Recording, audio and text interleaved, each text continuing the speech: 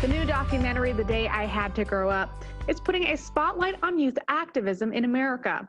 The film showcases 6 activists and events that shaped their political lives, including the Parkland shooting, Black Lives Matter, student debt, and more. To talk about the impact of the film and the importance of youth activism are the film's producer and directors, Stefano and Laura Pellegrini. Welcome, you guys. How are you?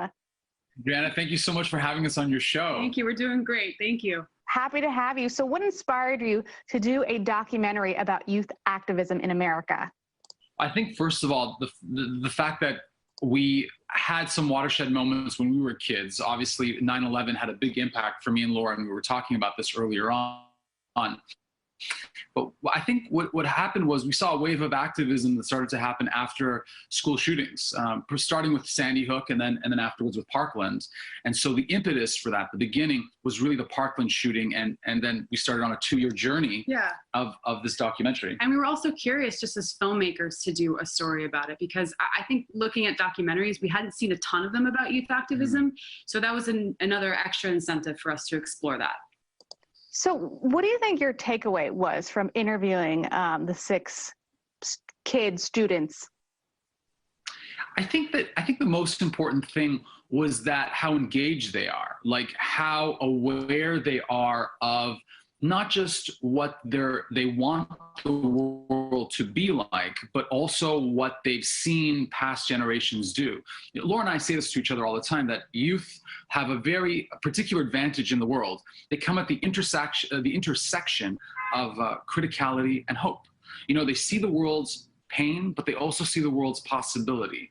And so I think with the advent of technology, we talk a little bit about social media, the disadvantages, obviously, and also the advantages. They're the first generation really to be using social media in their activism. I think that had a big impact of our takeaway of how really prepared they are. Absolutely. Yeah. Do any of their stories, maybe like 1 or 2 in particular, like really stand out to you? We were asked this question a little bit before, and it goes back and forth because it changes for us over time. But I would say definitively for me personally, Taylor Nicole Turner, who attended Parkland, and her friend Helena Ramsey was killed, and we were involved so much in finding out about the family and finding out about her life. I think that, you know, Laura can add to this as well, that just her perspective of how she turned a tragic event and didn't become bitter, and didn't become, she used it in a really positive way. And that's a miracle as a human being to be like that. Definitely. To have a grounded perspective like that, and to still hold compassion and hope in your heart after such a traumatic incident, especially at that age where you're still kind of forming your values and your views of the world. And it was really inspiring to sit down with her, and also to maintain contact with her outside of the doc, because it's seldom that you get the opportunity to do that. And I want to throw some love to Jeremy. Yeah, of course. Jeremy, of course, because he's the linchpin of it, and he was another, and we use his speech outside of Nancy Pelosi's office is really the through line in a lot of it. So I can identify so much with Jeremy, with his ups and downs, and his beauty and his flaws and his passion. So I imagine that this film is really meant to inspire, or, you know, inspire people to act, our youth to get involved. What would you say are some key things or some key ways that our youth can start getting involved now? So the first thing, and I'll let Laura take this, the first thing is organize. Definitely organize. You know, people think of change as a really scary thing, but youth has the advantage of seeing it as really exciting. And I think now is the time for them to really link up with like-minded activists to form, you know, organizations within their community, whether it's in a church or a school or a town hall. It's always so accessible to them. And it's really important that they do that, and they can link with other people that are passionate about the same issues that they are, so they can mobilize together and really strategize on a local level while building personal connections on a community level. Second thing, reading.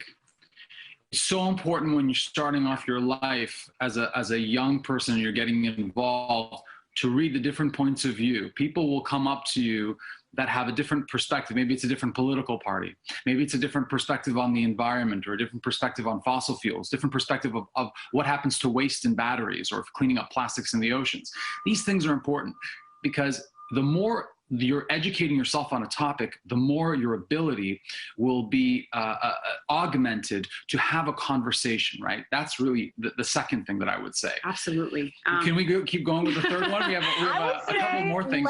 I would say let's stop there because we want to encourage people to watch the film, get these ideas from the film. And so if we want to watch it, where do we go? So you can see it on tubitv.com. You can also see it on Plex. Those are the two channels that are having it for free. Definitely Tubi TV, definitely Plex, and definitely Amazon Prime. And definitely check out our website, www.thedaydocumentary.com, yes. all one word, for more updates and information about the film.